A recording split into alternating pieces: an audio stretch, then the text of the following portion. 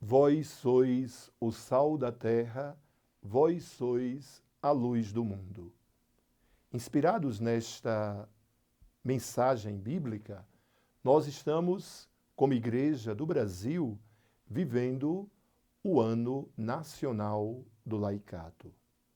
E é também inspirado nesta mesma motivação que chegamos até você, que queremos entrar em sua casa, que queremos compartilhar com você a experiência dos discípulos e discípulas do Senhor, cristãos, que vivem numa outra realidade, que vivem naquela terra que Jesus viveu e que as muitas dificuldades que aparecem na vida deles não os impede.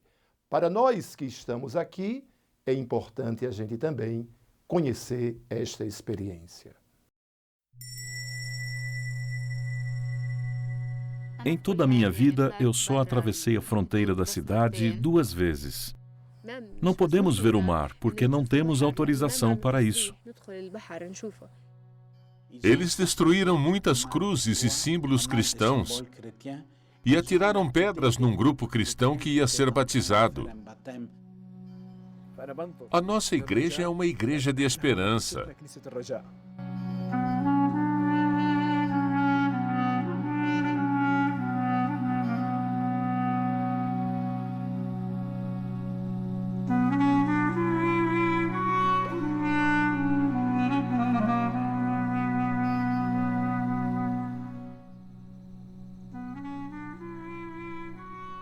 A Terra Prometida, a Palestina, tem sido sempre um mosaico de diferentes culturas e religiões. É uma terra onde judeus, cristãos e muçulmanos têm os seus lugares santos. E também tem sido sempre uma região de conflitos.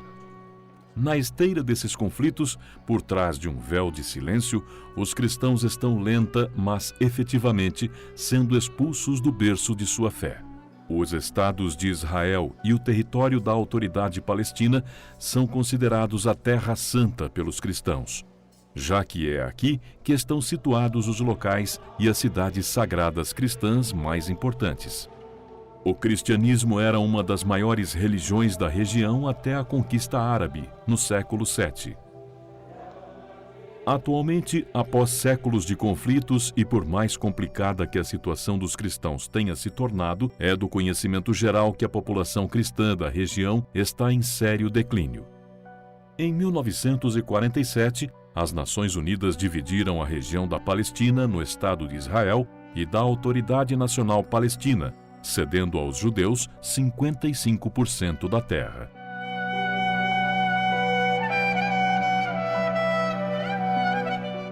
Depois da Guerra de 1967, Israel alargou o seu território e começou um processo de expansão, construindo colônias nas aldeias árabes, sob a administração militar israelita. Este é o mapa da Terra Santa atualmente.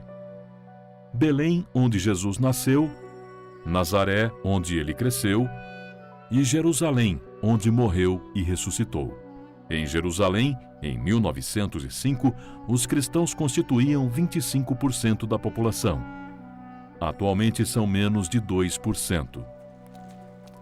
Nazaré, dentro do Estado de Israel, era, antes de 1948, uma cidade com uma evidente maioria cristã. Hoje, apenas 30% dos residentes são cristãos. No século XIX, Belém era 90% cristã e 10% muçulmana. Hoje, é cerca de 25% cristã e 75% muçulmana.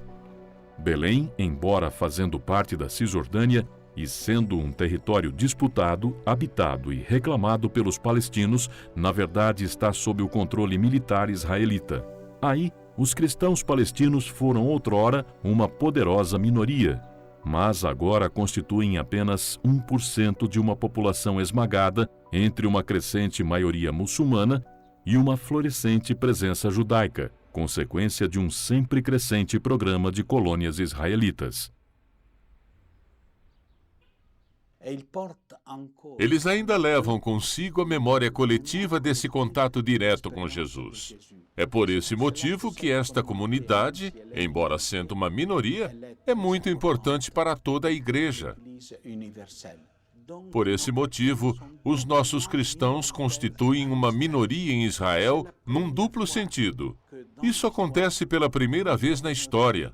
A comunidade cristã vive entre a maioria muçulmana e judaica. É por essa razão que a nossa vida, o nosso dia a dia, não é fácil.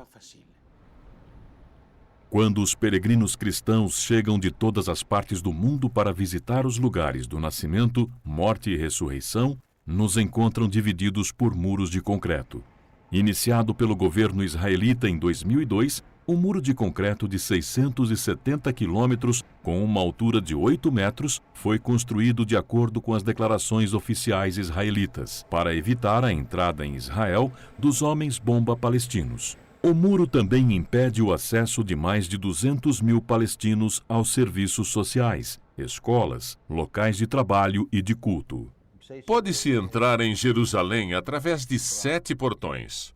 Nós, palestinos, apenas podemos entrar por 2. Os restantes são para os judeus e cidadãos de Israel, ou para os que vivem aqui no nosso território, nas colônias judaicas.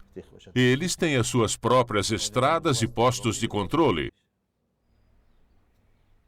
As igrejas aqui têm uma lista dos seus fiéis que apresentam às autoridades israelitas, que por sua vez selecionam pessoas que nunca tiveram problemas com a lei. Não apenas eles, mas também os seus familiares. Contudo, isto não significa que automaticamente todos os cristãos recebam passe livre nos feriados religiosos.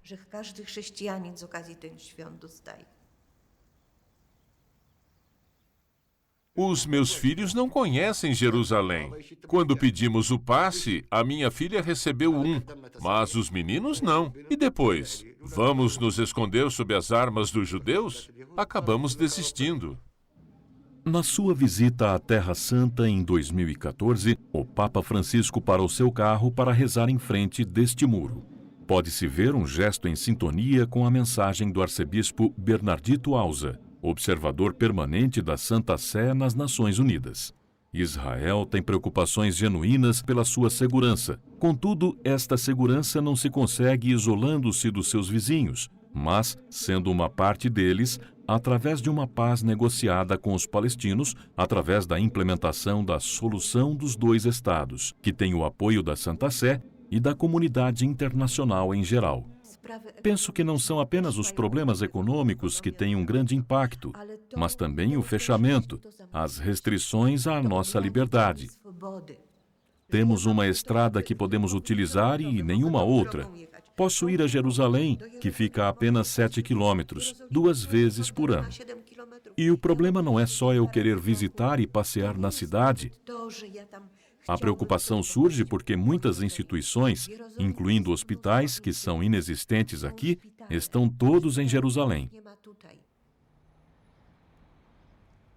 Houve um outro caso da mãe de um sacerdote que costumava ir ao hospital em Jerusalém para fazer diálise. Na volta, estava muito cansada devido ao tratamento. Havia um posto de controle. Mostraram ao soldado todos os relatórios médicos que evidenciavam que ela precisava voltar para casa e descansar. Ele não a deixou passar e ela morreu ali, no posto de controle.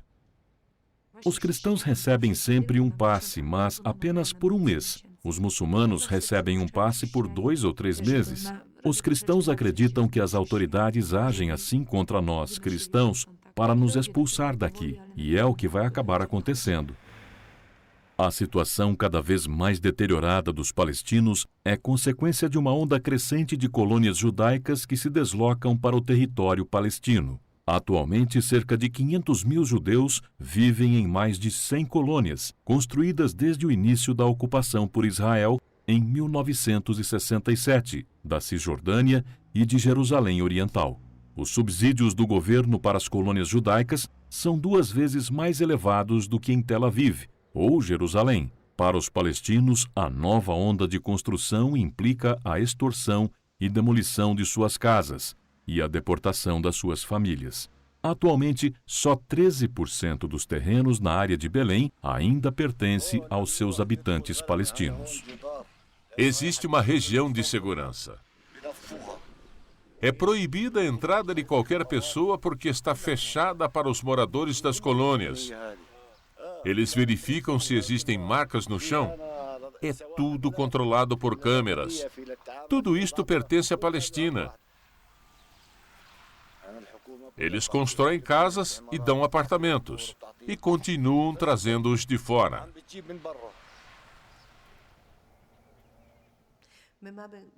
Temos um amigo que vive perto de Hebron. A sua família tinha muitos terrenos. Cultivavam vinhas e muitas outras frutas. Atualmente já não sobra nada. Nesses terrenos onde as vinhas e outras frutas costumavam crescer, existe uma enorme colônia judaica. Onde é que podemos nos queixar?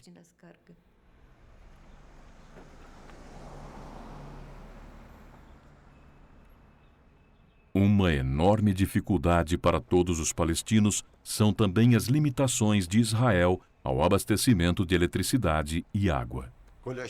Há 20 dias que não temos água. Antes de morrer, o meu pai cavou um grande poço suficiente para termos água para o banho. Mas os efeitos da seca podem ser vistos em frente à casa, pois as plantas murcharam. Trazer água em tanques é muito caro. Além disso, os tanques não estão limpos. Não queremos arriscar. Sem água, a vida é muito difícil. Com a eletricidade é a mesma situação. E os palestinos não estão autorizados a ter geradores de eletricidade. A conta é muito alta e temos muitas dívidas. Outro fenômeno que entristece os cristãos é a violência de que são vítimas. Somos ameaçados pelos que vivem nas colônias. Eles nos atacam, não nos deixam ir para os nossos campos. Queimam as nossas oliveiras. Em muitos lugares, atacam os cidadãos palestinos e até disparam sobre eles. De acordo com o Gabinete de Coordenação dos Assuntos Humanitários das Nações Unidas, os ataques contra os locais de cultos cristãos quase quadruplicaram entre 2006 e 2014.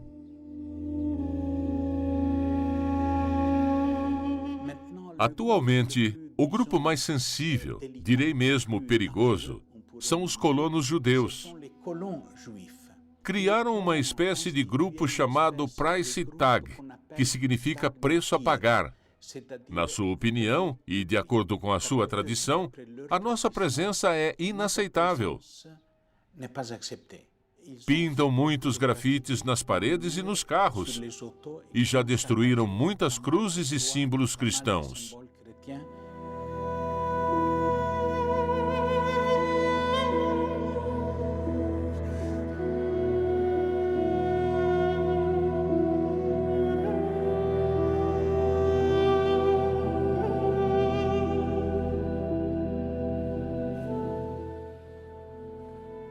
Em Belém, no dia 26 de setembro de 2015, um incêndio destruiu a antiga ala do mosteiro maronita de São Charbel, provocando muitos estragos à estrutura. De acordo com as investigações preliminares, uma declaração emitida pela polícia e pelo chanceler do Patriarcado Maronita de Jerusalém, tratou-se de incêndio premeditado. As autoridades não fizeram o suficiente para resolver o problema, para indiciar, processar e julgar os responsáveis em tribunal.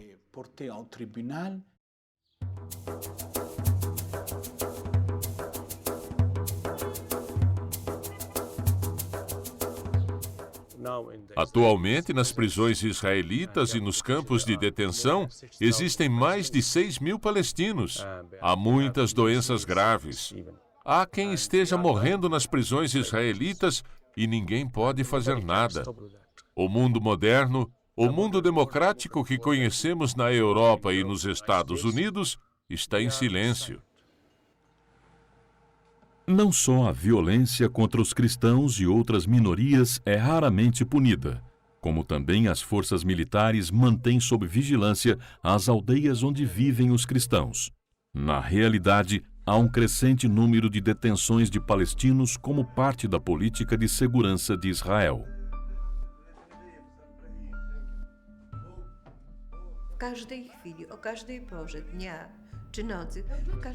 A qualquer hora do dia ou da noite, a qualquer momento, se, por exemplo, os judeus andarem à procura de alguém, ou se souberem que essa pessoa está numa determinada cidade, vêm até esta cidade palestina com seus jipes e carros e levam as pessoas que querem.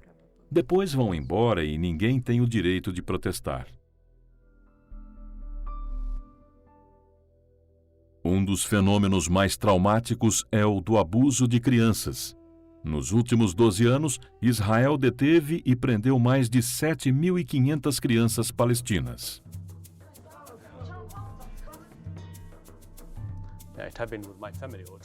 Também aconteceu na minha família. Vieram buscar 2 dos meus irmãos na nossa casa. Os levaram porque constituíam um perigo para o Estado de Israel. Foi o que disseram. Passaram 2 anos da sua vida na prisão. O meu irmão mais novo, de 15 anos, era apenas uma criança e o levaram para a prisão.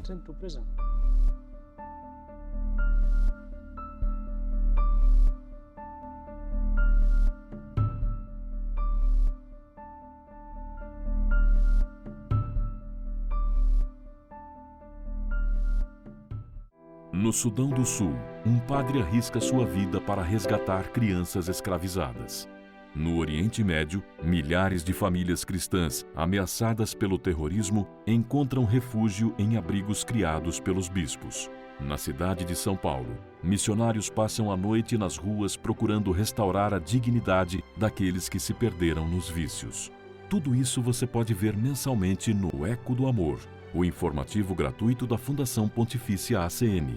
Ligue agora para 0800 77 099 27 ou acesse o site acn.org.br e peça para receber gratuitamente o seu Eco do Amor. Você vai conhecer os projetos apoiados pela ACN e fazer parte desse grandioso trabalho missionário presente em mais de 140 países.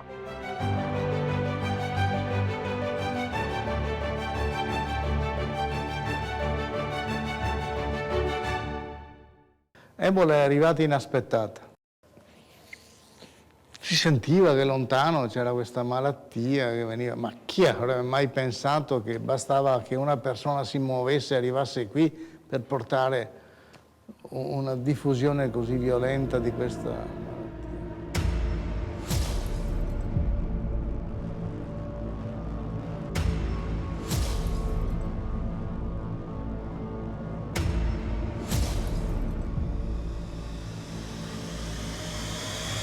Era un nemico invisibile, non lo vedevi, era attorno a te, poteva capitarti qualsiasi cosa, non ci si parlava uno di fronte all'altro, non ci si toccava, niente pace in chiesa, niente distanti uno dall'altro.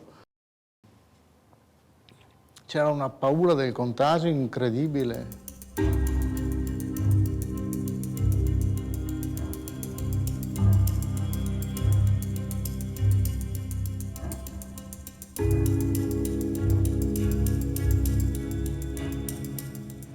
The toilets are the vomit, are the toilets are the vomit. Now I talk, I say, Father, for say this na the end of my life. I been get belle, young belle. Cambodenten and Imbola don't worse. Say the sick affect me man. So me man die. I mean they take care of me picking there, no get nobody where they help me. We tell God thank you. We go don't make this Ebola done. This Ebola we make na this Tonya, but who people then die. And they pass 100 people they will die. And we always see those so we all now widow them.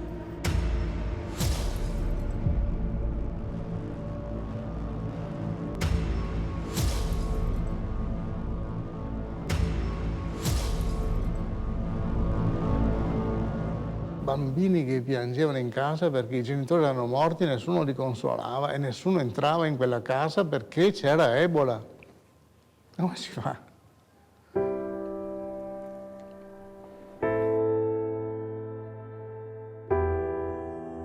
Condividere il loro pianto, la loro sofferenza. Misericordia è una persona che soffre e tu sei vicino.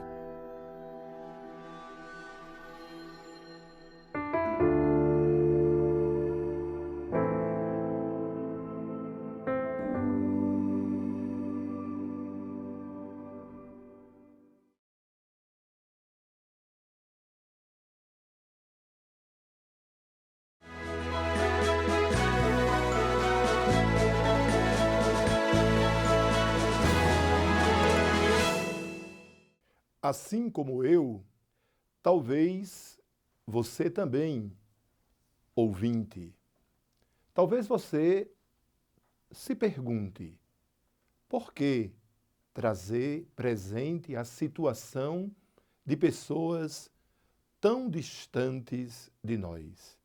Por que não trazer aqui presente situações de pessoas que vivem os dramas presentes em nosso Brasil? Mas a vida cristã não é um olhar simplesmente sobre nós, sobre nossa situação. É também saber olhar a situação de outros.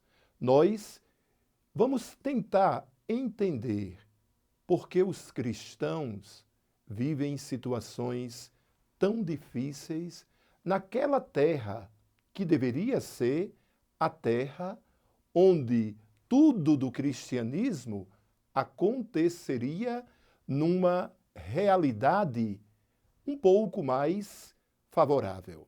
Nós temos ali, como podemos acompanhar também na reportagem de hoje, a situação dos cristãos que vivem na Palestina, sem direito, sem a expressão de sua própria fé, como deveria ser, crianças que são arrastadas de sua família, presas, e não podem viver a liberdade da vida como criança. Não pode crescer, não pode viver as brincadeiras, não pode ter os seus sonhos realmente assumidos e desenvolvidos. Isto nos leva não para uma situação de revolta, mas uma situação de ajuda e de proximidade. A Fundação Ajuda a Igreja que Sofre vem fazendo, vem participando, vem sendo esta presença também de Cristo através das muitas pessoas e organizações que ali ajudam. Se você também quer ajudar, entre em contato conosco, acesse o site acn.org.br ou também ligue 0800 77 099 27. Assim, você está também participando desta obra que é a obra do Senhor.